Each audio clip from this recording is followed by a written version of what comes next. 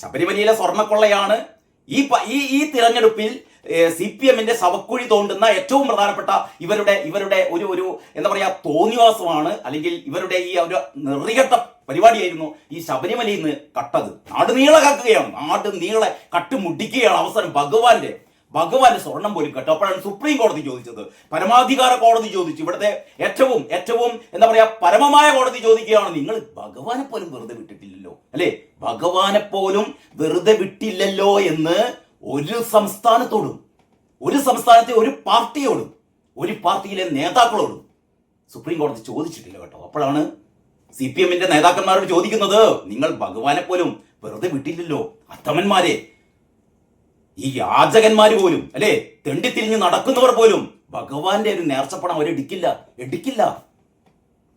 ഇത് കയ്യിട്ട് വാരുകയാണ് പകൽ വെളിച്ചത്തിൽ.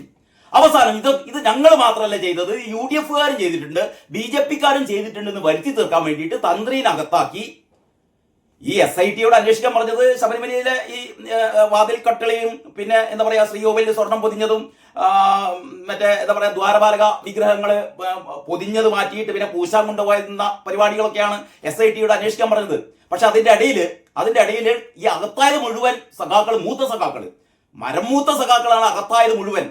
പിന്നെയും സഖാക്കളെ പിടിക്കാൻ വേണ്ടി പോയപ്പോഴാണ് കാരണഭൂതം പിടിച്ചു. ഇനി ആരെയും അറസ്റ്റ് ചെയ്യേണ്ട, കടകംപള്ളിയെ ചെയ്യേണ്ട, പ്രശാന്തിനെ ചെയ്യേണ്ട, വാസവനെ ചെയ്യേണ്ട, ഇവരൊക്കെ അകത്തായിട്ട് ആൾക്കാരായിരുന്നു.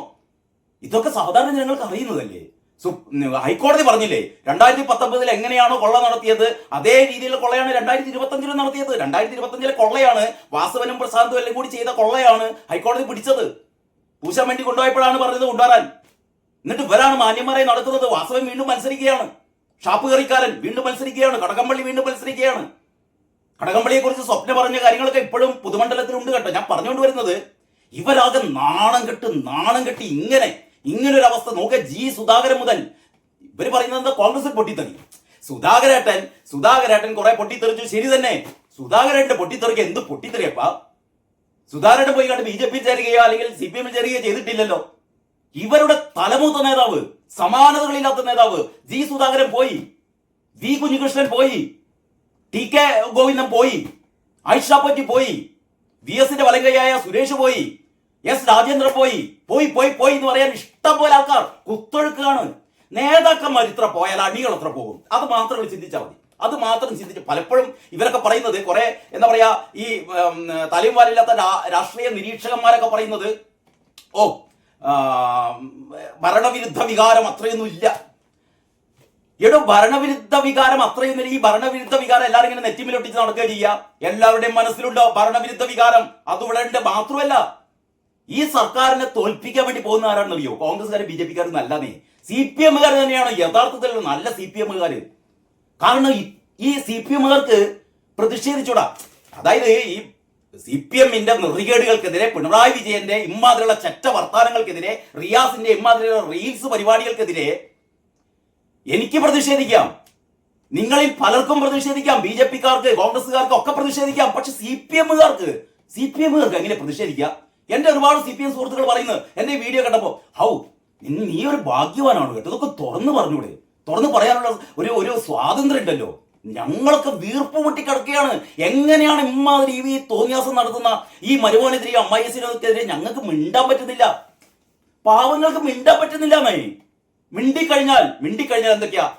മിണ്ടിക്കഴിഞ്ഞാൽ പണ്ടൊക്കെ മറ്റേ എന്താ പറയാ 51 വെട്ടായിരുന്നു. 51 വെട്ടിപ്പം വെട്ടുന്ന ആൾക്കാർ മുഴുവൻ മറ്റേ ജയിലിലായതുകൊണ്ട് ജയിലിൽ ഏതായാലും പിണറായി വിജയൻ അവർക്ക് ഏതായാലും 10 ഇരട്ടി ശമ്പളമൊക്കെ വർദ്ധിപ്പിച്ചിരിക്കുന്നു. അപ്പം കൊടിസുനിമാരൊക്കെ ജയിലിൽ ഇങ്ങനെ അർമാദിക്കുകയാണ്. പിന്നെ പുറത്ത് പാകുള്ളത് എന്ന് പറഞ്ഞാൽ പെണ്ണ് കേസാണ്. ഇപ്പൊ ഏറ്റവും പുതിയ പെണ്ണ് കേസ് പാലക്കാട്ടെ ഒരു കൗൺസിലർക്കെതിരെ, പാലക്കാട്ടെ ഈ മറ്റേ രാഹുൽ മാങ്കൂട്ടത്തിനെതിരെ 3 പരാതിക്കാരെ ഇറക്കിയപ്പോഴും 3 പരാതിയും ഔട്ടായി പോയി എന്ന് പറഞ്ഞാൽ 3 പരാതിക്കാരികളും കള്ളപ്പരാതിക്കാരികളാണ് എന്ന് കോടതി തന്നെ പറഞ്ഞു. അവസാനം നാണം കെട്ട്. അപ്പൊ രാഹുൽ മാങ്കൂട്ടത്തിനെതിരെ ഈ 4ാം പരാതിക്കാരിയെ റെഡിയാക്കി വെച്ചതായിരുന്നു രാഹുൽ മാങ്കൂട്ടത്തിനെതിരെ വീണ്ടും ഇറക്കാൻ. അവസാനമാണ് ബോധം വന്നത്, രാഹുൽ മാങ്കൂട്ടത്തിനെതിരെ ഇനി 4, 5, 6 ഇറക്കണ്ടാന്നേ. ഇറക്കി കഴിഞ്ഞിട്ട് കാര്യമില്ല. ഇതൊന്നും പൊതുസമൂഹത്തിൽ വിലപ്പോവില്ല. കാരണം നാൾക്ക് നാൾ രാഹുൽ മാങ്കൂട്ടത്തിന്റെ ഗ്രാഫ് ഇങ്ങനെ കുതിച്ചു കയറുകയാണ്. ഞാൻ പലപ്പോഴും ഞാൻ ഇതിന് മുമ്പ് പല വീഡിയോയിലും പറഞ്ഞതാണ്, ഈ 140 MLA-മാരെടുത്തോ, ഈ MLA-മാരിൽ ഏറ്റവും കൂടുതൽ ജനപിന്തുണയുള്ള ആൾ എന്ന് പറഞ്ഞാൽ രാഹുൽ മാങ്കൂട്ടം തന്നെയാണ് കേട്ടോ. നിങ്ങൾ എത്രമാത്രം നിങ്ങൾ ഈ എന്താ പറയാ ഇത്തരം പെണ്ണ് കേസുകളിൽ പെടുത്തി അല്ലെങ്കിൽ ഈ വ്യാജ പരാതിക്കാരികളെ ഇറക്കിയാലും ജനങ്ങൾ ഇതൊന്നും വിശ്വസിക്കില്ല. കാരണം ജനങ്ങൾക്ക് അറിയാം ഇതൊക്കെ കള്ളപ്പരാതികളാണ്. അത്തരത്തിൽപ്പെട്ട ഒരു കള്ളപ്പരാതിയാണ് ഇപ്പോ ഈ പാലക്കാട്ടെ എന്താ പറയാ പ്രക്ഷോഭ് എന്ന് പറയുന്ന കൗൺസിലർക്കെതിരെ കേട്ടപാട് തന്നെ കോൺഗ്രസ് പുറത്താക്കി. ഇത് ഇലക്ഷൻ സമയമല്ലേ, ഇത് ഇലക്ഷൻ സമയമാണ്. ഇത് ശരിയാണോ തെറ്റാണോ എന്ന് നോക്കുന്നതിന് മുമ്പ് തന്നെ ആ കൗൺസിലറെ പാർട്ടിയിൽ നിന്ന് പുറത്താക്കി, പ്രാഥമിക അംഗത്തിൽ നിന്ന് പുറത്താക്കി. അതിപ്പം കോൺഗ്രസ് എന്ന് പറഞ്ഞാൽ അത്യാവശ്യം നാണവും മാനവുമുള്ള പാർട്ടി ആയതുകൊണ്ട് അവരത് ചെയ്തു. CPM-മാർക്ക് പിന്നെ നാണുമില്ല മാനവുമില്ല ഒന്നുമില്ല, അപ്പൊ അവരതൊന്നും ചെയ്യില്ല. അപ്പൊ ഞാൻ പറഞ്ഞുകൊണ്ട് വരുന്നത് ഈ ഏറ്റവും പുതിയ പ്രക്ഷോഭനെതിരെയുള്ള പരാതിക്കാരി കൂടി പറയുന്നത് എന്താ അറിയോ, എന്നെ പല സ്ഥലത്തും കൊണ്ടുപോയി പീഡിപ്പിച്ചു എന്നാണ്. അത് തന്നെ പീഡനമല്ലാതെ മനസ്സിലായിക്കൂടെ? അത് തന്നെ, അതായത് പീഡനം എന്ന് പറഞ്ഞാൽ ഒരു പെൺകുട്ടിയെ ഒരു സ്ത്രീയെ പീഡിപ്പിക്കുക എന്ന് പറഞ്ഞാൽ, ബലാത്സംഗം ചെയ്യുക, പീഡിപ്പിക്കുക എന്ന് പറഞ്ഞാൽ ഒരു തവണയല്ലേ പീഡിപ്പിക്കുള്ളൂ. പീഡിപ്പിച്ച ആള് കൂടെ രണ്ടാമത് പോകുമോ, മൂന്നാമത് പോകുമോ, നാലാമത് പോകുമോ, അഞ്ചാമത് പോകുമോ? അതിൽ പീഡനം എന്നാണ് പറയാ. ഈ പുതിയ പെൺകുട്ടി അങ്ങനെ പറയുന്നത്. അതായത് എന്നെ ജോലി വാഗ്ദാനം ചെയ്തിട്ട് പല സ്ഥലത്തും എന്നെ കൊണ്ടുപോയി പീഡിപ്പിച്ചു. എടോ, ഇതൊക്കെ അരിയാഹാരം കഴിക്കുന്നവരാണ് എല്ലാവരും. അപ്പൊ ഇമ്മാതിരി എന്താ പറയാ നാറ്റക്കേസുകൾ ഇങ്ങനെ ഉണ്ടാക്കുക. എന്നിട്ട് അതിന്റെ കൂടെ ഷാഫി പറമ്പിലിനെ വീഡിയോ കോൾ ചെയ്തിരുന്നു. ശ്രീകണ്ഠനെ എന്ന് പറയാൻ ശ്രീകണ്ഠനെയും ഷാഫി പറമ്പിലും ഒക്കെ ഇതിൻ്റെ അകത്ത് ഇങ്ങനെ പിടിച്ചു വിടണം എന്ന് പറഞ്ഞാൽ ചേട്ടോ, ഉളുപ്പുണ്ടെങ്കിൽ CPM-കാർ നിങ്ങൾ പറയടോ, 10 വർഷം കൊണ്ട് ഞങ്ങൾ ഇത് ചെയ്തു, നിങ്ങളൊരു മണ്ണാങ്കട്ടി ഒരു പുഡാങ്കം ഇവിടെ ചെയ്തിട്ടില്ലെന്ന്. നിങ്ങൾ ആകെ എന്താ ചെയ്തത്? ശബരിമലയിലെ സ്വർണം മുഴുവൻ കൊള്ളയടിച്ചു കൊണ്ടുപോയി, ആ കരുവന്നൂരിലെ ആ ബാങ്ക് മുഴുവൻ കൊള്ളയടിച്ചു കൊണ്ടുപോയി. നാട് നിങ്ങളെ കൊള്ളയല്ലേ, കൊള്ള. പോലീസ് സ്റ്റേഷന്റെ മുന്നിൽ കൂടെ പോയാൽ ആൾക്കാർക്ക് പേടിയാണ്, കൂമ്പിടിച്ച് കണ്ട് വരട്ടും. എത്ര പേരെ നിങ്ങൾ കൊല്ലാക്കാലം ചെയ്തു? 8 മാവോയിസ്റ്റുകൾ കൊന്നില്ലടോ വിജയ, അല്ലേ? നിങ്ങളാണ് വലിയ മനുഷ്യത്വം പറയുന്നത്. മാവോയിസ്റ്റുകളെ കണ്ടാൽ വെടിവെച്ച് കൊല്ലുക, 8 പേരെ കൊന്നു. എത്ര സാധാരണക്കാരെയാണ് നിങ്ങൾ കൊന്നത്?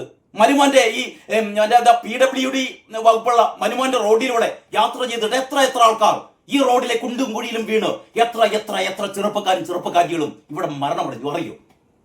ഇവർ എന്നിട്ട് റീൽസ് ഉണ്ടാക്കിയാണ് അർമാദിക്കുകയാണ്.